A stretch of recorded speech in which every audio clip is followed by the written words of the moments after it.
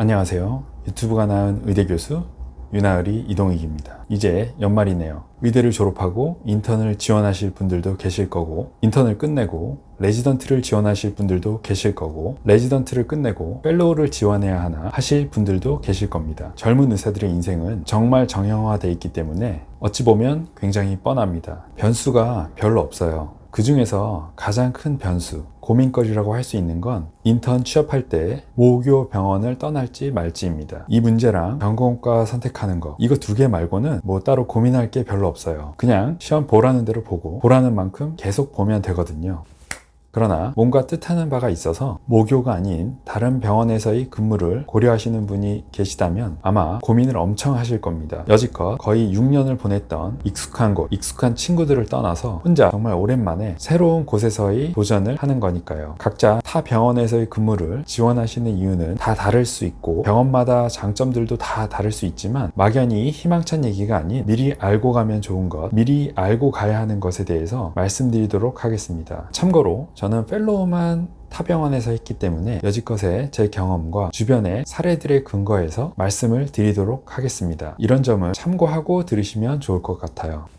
일단 타병원을 지원한다는 것 자체가 지원하는 전공과 때문일 수도 있고 더 큰 병원 또는 편한 로딩, 위치 같은 걸 보는 경우가 많을 겁니다. 근데 의사 인생에서 가장 중요한 것은 뭐니 해도 전공과 선택일 겁니다. 출신 학교도 중요하긴 한데 그건 뭐 수능을 다시 봐야 하는 것이고, 결국 의사는 무슨 과 의사인지 이게 정말 기본이고 제일 중요합니다. 그렇기 때문에 타병원으로 지원할 때에는 전공의 선택 시 어느 정도 디스어드밴티지는 반드시 고려하셔야 합니다. 그런 걸 고려 안 하고 타병원을 지원한다는 것 자체가 말이 안 돼요. 가더라도 알고 가는 것이고 어느 정도의 상황 파악, 예측은 하고 가야 하는 겁니다. 가끔 그런 친구들이 있어요. 같이 일하는 애들 중에 쟤는 뭐 특출난 것도 아니고 좀 이상한데 여기 왜 왔지? 뭐 이런 친구들이요. 여러분, 다 이유가 있는 겁니다. 여러분만 모르는 이유들, 여러분 근무하는 주변에 빽 있는 친구들이 하나도 없는 것 같고 찐따 같고 이상한데 쟤는 도대체 여기 왜 왔지? 라는 생각이 든다는 건 뭔가 이상한 상황일 가능성이 있다는 겁니다. 여러분만 모르는 이유가 있기 때문에 그 이상한 친구들이 생뚱맞게 지원했을 가능성에 대해 한 번 정도 진지하게 고민해 볼 필요가 있다는 거죠. 만약 맞다면 미리 대처 방안을 생각해 놔야 여러분이 가고 싶은 과에 갈 수 있는 확률이 현실적으로 높아질 수 있을 겁니다. 그래도 다행인 건 요새는 이런 불합리함이 점점 없어지고 있는 추세긴 하죠. 근데 최근에 매스컴에서도 다루듯 아직도 분명 있습니다. 뭐 사회라는 게 병원 밖에도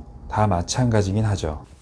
만약 다른 병원을 지원하는 목적이 단순히 나는 큰 병원, 좋은 병원에서 근무해보고 싶다 라는 분이 계시다면 전 개인적으로 별로 좋은 생각은 아니다 라고 말씀을 드리고 싶어요. 왜냐하면 정말 의리의리한 병원에서 몇 년간 근무한다는 게 여러분의 본질적인 가치랑 사실 크게 상관이 없어요. 무슨 얘기냐면 삼성전자에 다닌다고 해서 내가 삼성전자가 아니라는 거죠. 나오면 그만입니다. 내가 의리의리한 병원에서 근무를 한다고 나도 의리의리한 사람이라고 착각을 할 수는 있지만 사실은 아니라는 겁니다. 본인과 근무지를 동일시하면 안 됩니다. 결국엔 이직하게 되어 있어요. 인턴이던 레지던트던 마치면 결국엔 나오게 됩니다. 그럼 여러분에게 남는 건 이력서 한 줄과 순수한 여러분의 능력만 남는 겁니다. 명심하세요. 단순한 이력은 맘만 먹으면 얼마든지 채울 수 있습니다. 단순히 크고 좋은 병원이 아니라 여러분은 실속, 여러분의 평생을 결정지을 레지던트 전공과를 최우선적으로 고려하셔야 해요. 좋은 병원은 펠로우 때 가도 됩니다. 그게